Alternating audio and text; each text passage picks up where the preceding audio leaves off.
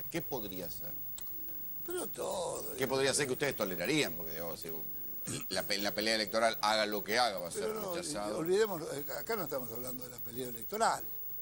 Ha habido dos, Bueno, hay que ver quién quiere que ha pegado con el gobierno en un año dos electoral. discursos de la presidenta ayer y hoy. Si eso no es autismo, no se sabe en qué país se está hablando.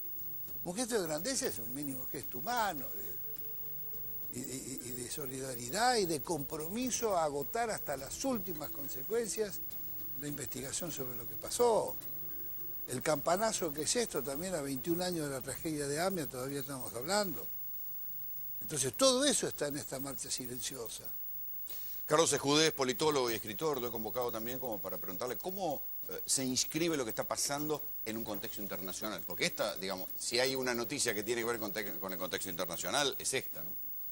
Y sí, es verdad. En el origen con la AMIA y con la muerte del fiscal Lima, la repercusión que ha tenido en el exterior. Es verdad, es muy difícil hablar del contexto internacional sin vincularlo con el contexto interno, ¿no es cierto? Las dos cosas están estrechamente ligadas, así que hacer abstracción y tomar solamente el contexto internacional en este momento sería descarriarnos un poco, pero de todas formas, es decir, ya que del contexto internacional hablamos, lo más importante aquí es señalar que el fiscal Nisman era un hombre que seguía las instrucciones de la embajada norteamericana. Es decir, esto está clarísimo, está demostrado. Entonces, por los cables de los Wikileaks. Por los cables de los Wikileaks que, por supuesto, he traído conmigo, y si la cámara se acerca, ¿no es cierto?, puede ver la imagen. Las ilustraciones siempre son simpáticas en un medio televisivo, ¿no? Es decir, lo que traje aquí, por ejemplo, es el cable del 29 de mayo de 2008, donde Nisman se disculpa, ¿no es cierto?, frente a la embajada norteamericana por haber pedido el procesamiento de Menem. Es decir, la embajada norteamericana, y el cable es de la embajada, se muestra muy disgustada por este pedido. Nisman se desvive por demostrarles a los diplomáticos que haber acusado a Menem no obrará en detrimento de la acusación contra Irán. Los autores del cable están preocupados de que sí, de que, digamos, esto desvíe la atención, porque lo que a ellos les interesaba no era la conexión local, ¿no es cierto?, no era la pista siria.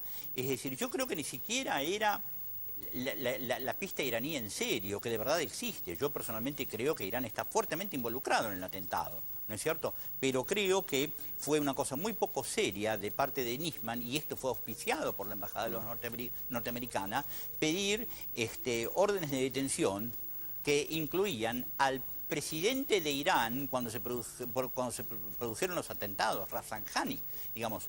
Todo el mundo sabe, yo estuve hace poco con el corresponsal del New York Times en Brasil, ¿no es cierto?, y conversamos sobre esto, y yo le dije, ¿no te llama la atención que se haya pedido la detención de gente tan importante que nunca iba a ser detenida y cuyo vínculo con el atentado es imposible de demostrar, pues surge de la conjetura? Y él me dijo, sí, me parece una exageración total, porque una cosa es que se pida la detención del ex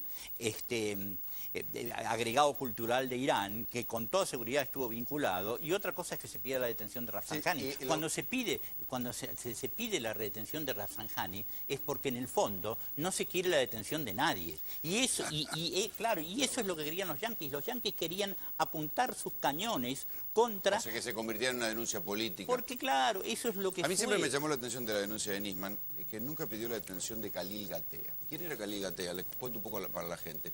Khalil Gatea era un iraní que se fue pocos días después del atentado, mejor dicho, intentó irse, y lo detuvieron en migraciones porque tenía el pelo teñido. Había entrado, supongamos, el atentado fue en julio, había entrado en marzo, y se va intenta ir una semana después y lo detienen porque quiso salir de la Argentina con un pasaporte falso. Claro.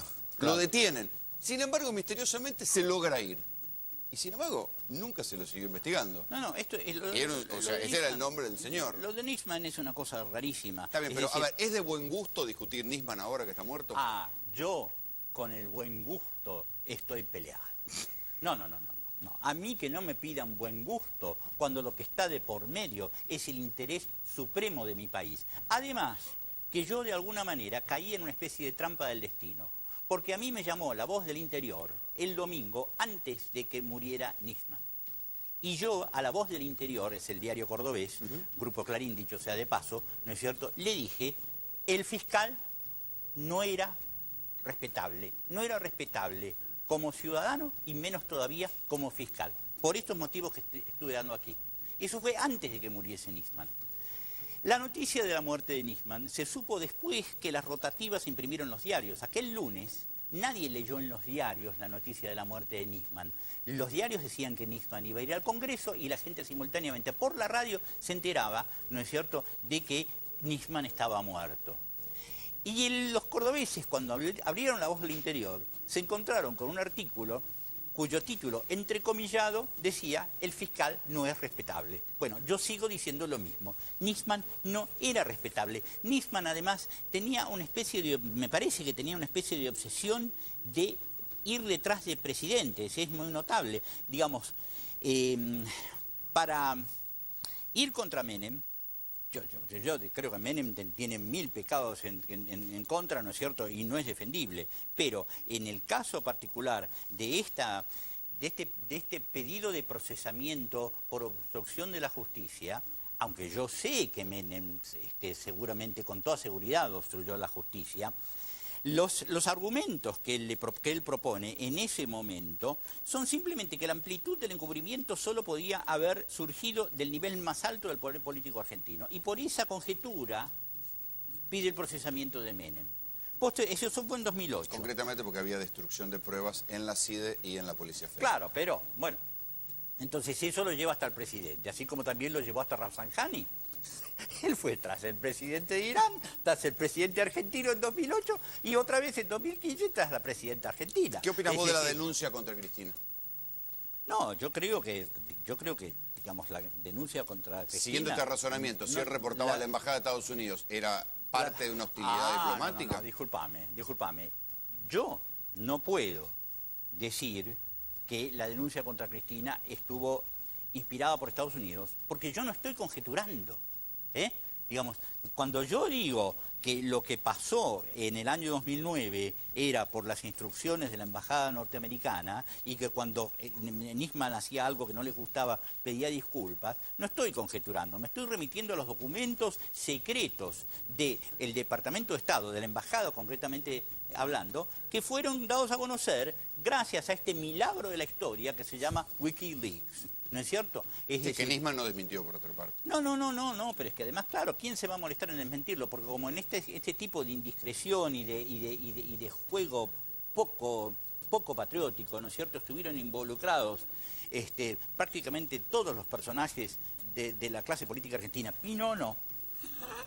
No apareciste en los Wikileaks, Pino no, lo he buscado y no lo encontré. Así que no puedo incriminarlo a Pino, ¿no es cierto? Pero yo acá, por ejemplo, traje un documento que es impresionante porque cuenta sobre cómo la embajadora Vilma Martínez lo va a conocer a Macri y Macri le dice que el gobierno de Estados Unidos está siendo demasiado débil con Argentina, ¿no?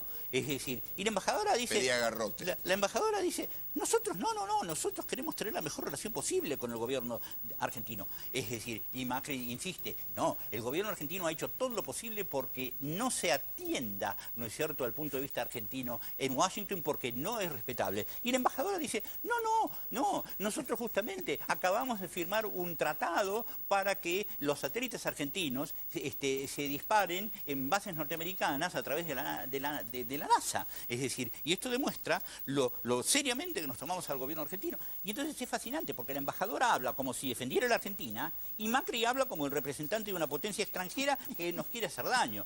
Yo hace poco estaba con un funcionario norteamericano y le decía, ¿vos te imaginás, te podés imaginar, ¿no es cierto?, al alcalde de Nueva York yendo a la embajada de Rusia o de Francia o de Inglaterra o de China para pedir que esos gobiernos le pongan palos en la rueda al gobierno de Obama? Y el tipo me miró así con cara divertida y me dijo, la verdad es que no se me había ocurrido, ¿no? Y claro, bueno, ¿por qué no se no conoce el tercer mundo? Es que lo conoce demasiado bien, sabe que para nosotros mismos no terminamos de ser un país, no somos totalmente un país. Cuando un alcalde de Buenos Aires ¿no es cierto?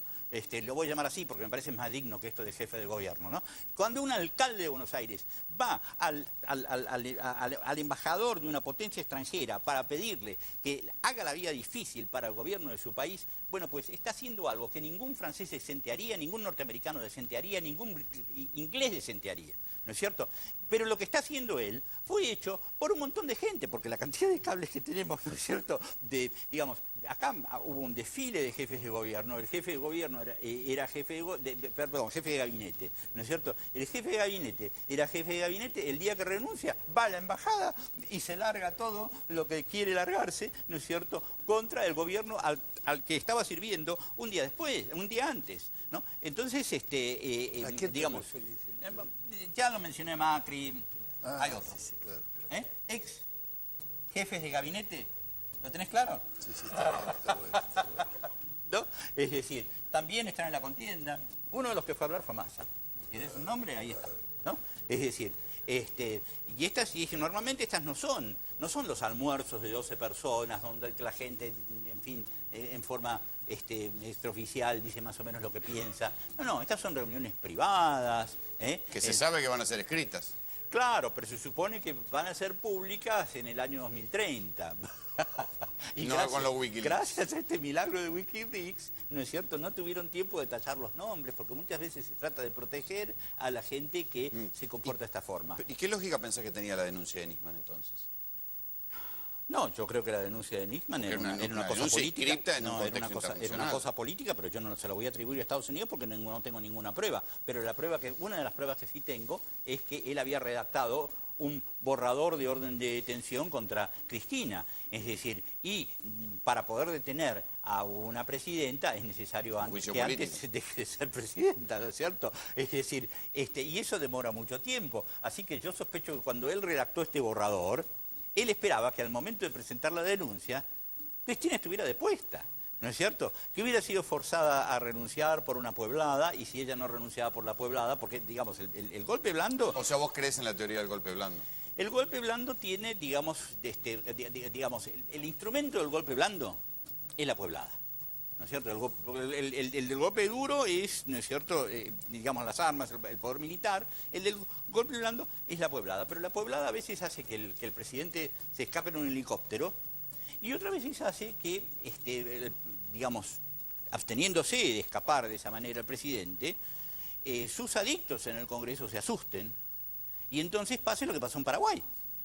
Y se dividen. Sí, pasa lo que pasa en Paraguay, le hicieron juicio político al presidente en 24 horas y lo depusieron, ¿no? Es decir, y cuando Nisman nos escribe, nos regala un borrador de orden de detención, se está apresurando demasiado. Y si se apresura demasiado es porque sus expectativas eran de que iba a caer muy pronto. Es decir, yo creo que verdaderamente...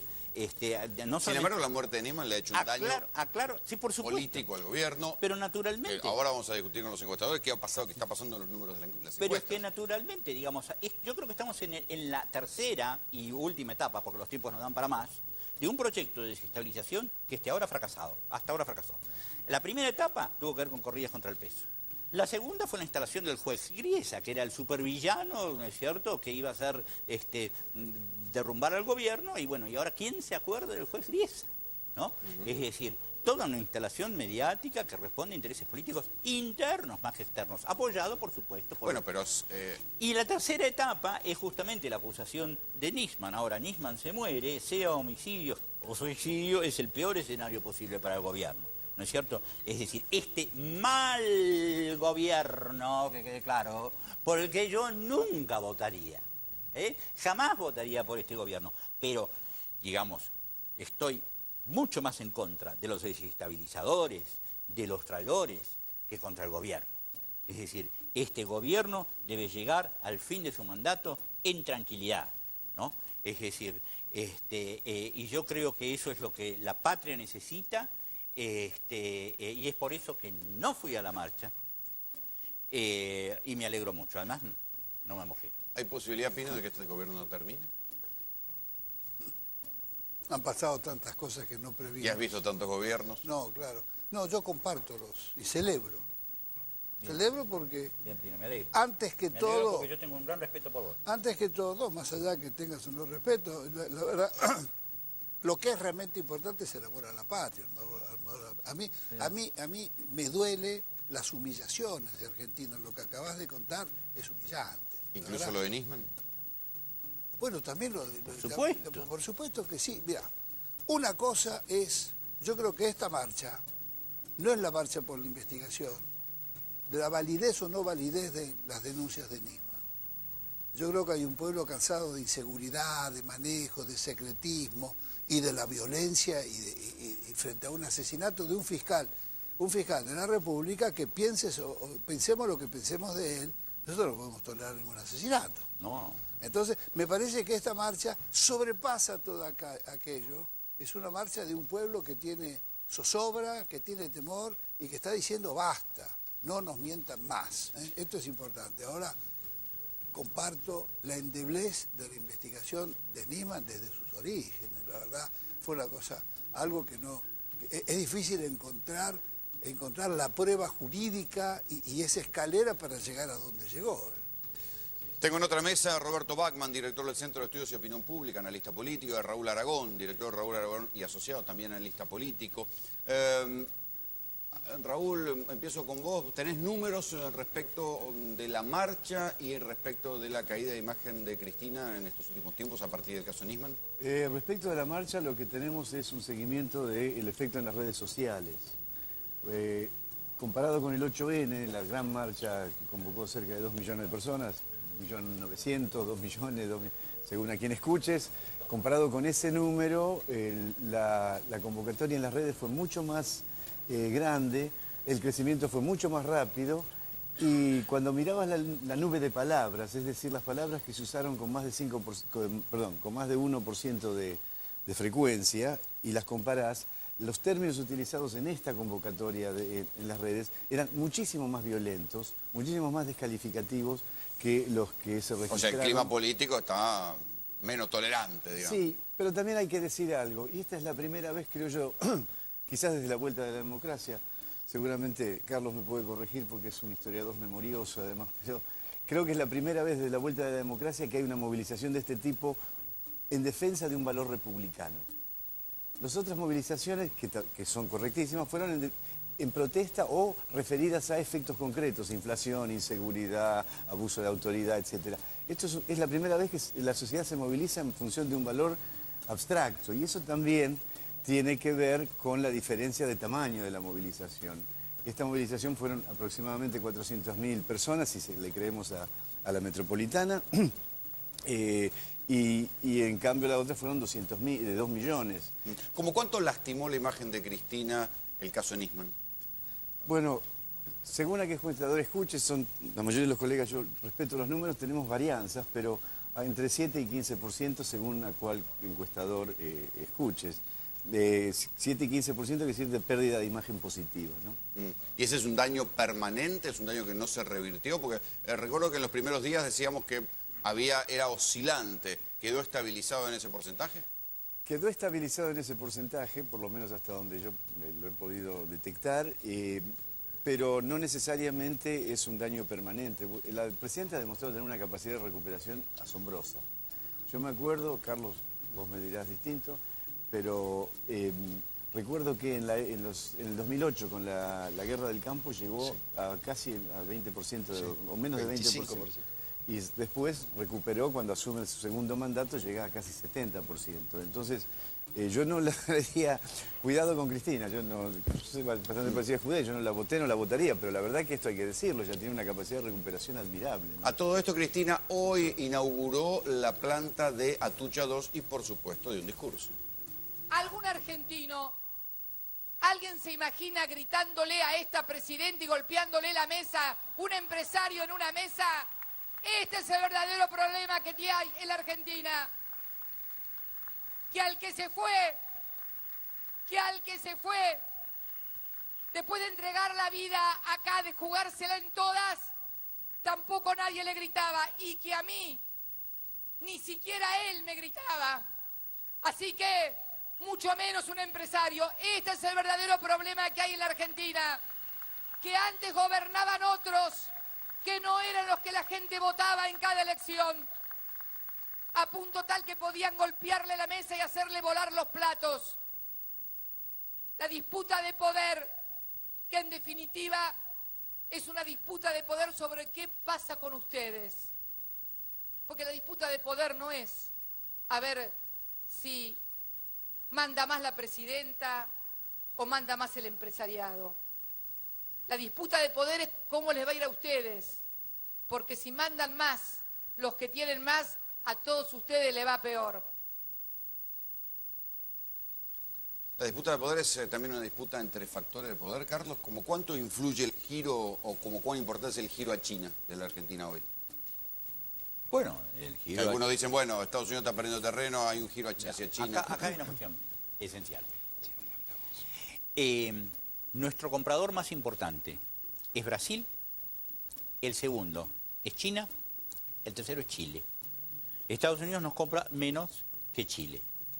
Además, China ya es el comprador más importante de Brasil y ya es el comprador más importante de Chile.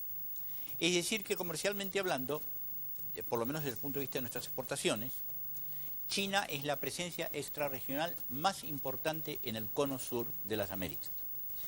En esas circunstancias... ¿Tienen sí, relaciones carnales con China?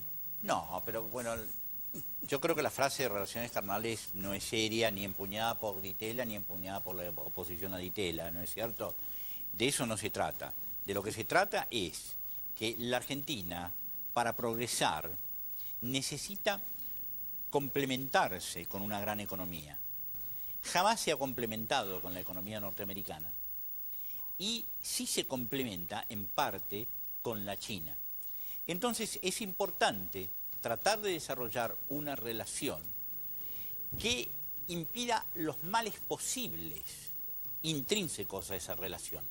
Por ejemplo, la desindustrialización, porque claro, los chinos necesitan alimentos, los chinos necesitan soja, pero ellos quisieran comprarnos solamente el poroto de soja y no comprarnos nada de aceite de soja, porque ellos quieren para sí el valor agregado que da trabajo al pueblo argentino o al pueblo chino, ¿no es cierto?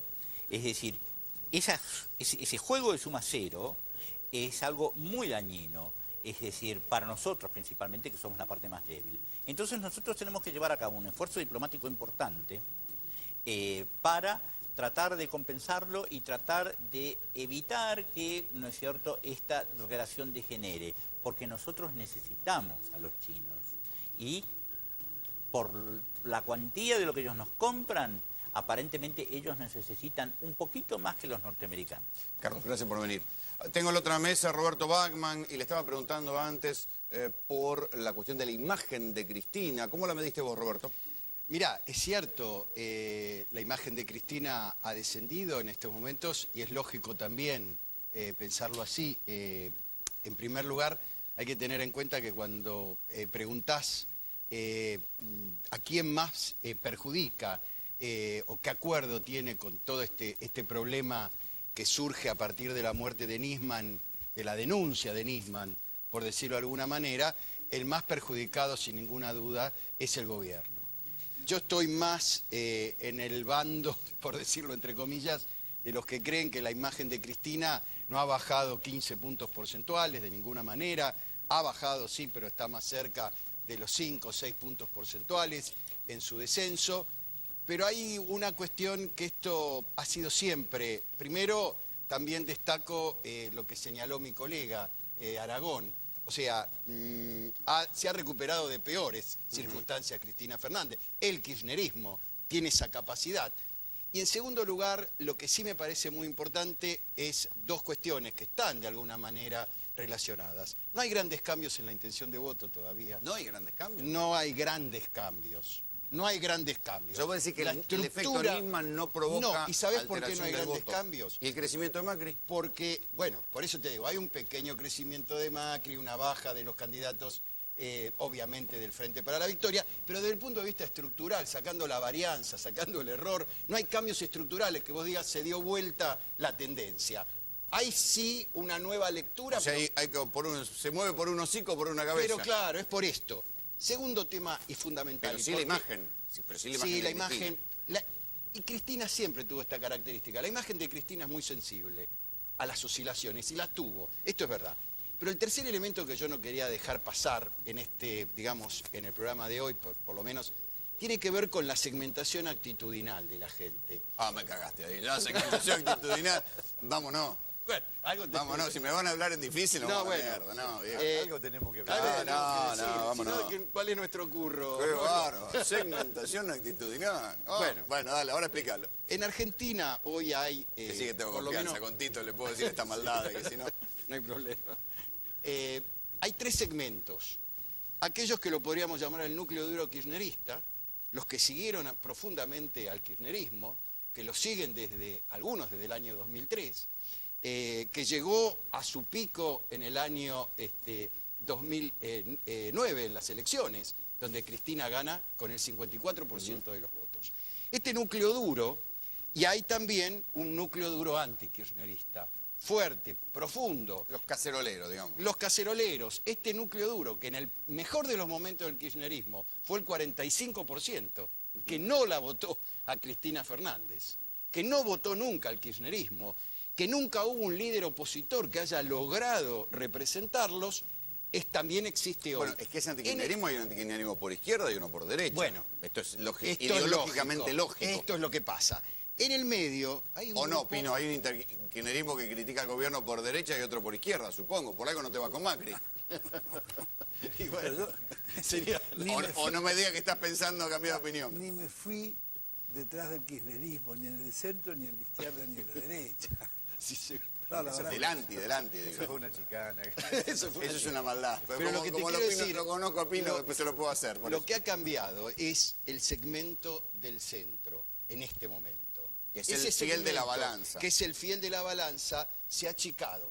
Pero no es que se ha corrido a la oposición solamente. Se ha profundizado el núcleo duro kirchnerista, por eso la imagen no ha bajado tanto, por eso no se ha modificado estructuralmente la intención de voto, y se ha profundizado también, también en puntos porcentuales, este núcleo duro antikirchnerista.